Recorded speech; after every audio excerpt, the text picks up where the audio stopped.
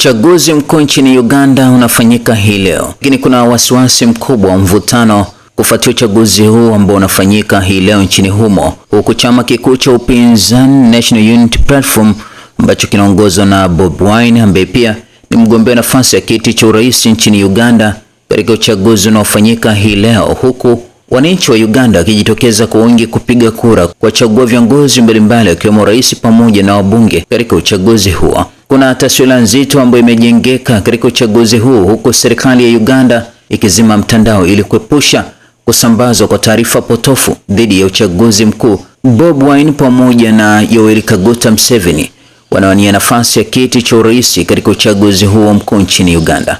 Uchaguzi huu ambao unafanyika hii leo, kuna taarifa ambayo imerufikia mezani wakati huu kutoka nchini Uganda, ambapo kuna madai kwamba watu wawili wameuawa kwa kupigwa risasi katika wilaya ya Kalungu baada ya mapigano kati ya mawakala wa mgombea wa NLM kwa nafasi ya mbunge na wanawake wa wilaya ya Heleni na Kea na mgombea huru Aisha Seskind ambaye ni mgombea wa sasa na waziri wa nchi anayeshughulikia maji. Wakati hayo yakiendelea, pia taasisi mbalimbali na jumuiya za kimataifa zimetaka serikali ya Uganda kurejesha intaneti ili watu waweze kupata taarifa kufuatia uchaguzi unaofanyika hii leo.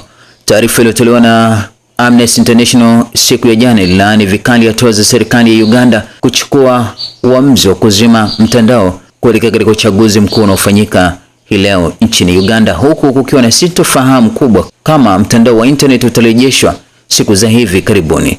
Taarifa iliyotolewa na Amnesty International walisema kwamba kujibu uamuzi wa tume ya mawasiliano ya Uganda UCC wa kusimamishwa kwa muda usiojulikana huduma za mtandao na baadhi ya huduma za simu kabla ya uchaguzi mkuu ambao utafanyika hii leo. Kuzimwa kwa mtandao kwa muda usiojulikana ni shambulio la wazi dhidi ya haki ya uhuru wa kujieleza ambayo inajumuisha upatikanaji wa taarifa. Ni jambo la kutia wasiwasi sana. Kuzimwa kwa mtandao kwa ujumla kuna vuruga usafiri wa watu, riziki zao na uwezo wao wa kupata taarifa muhimu. Ni hatua zisizo na uwiano chini ya sheria za kimataifa za haki za binadamu na hazipaswi kutekelezwa kamwe.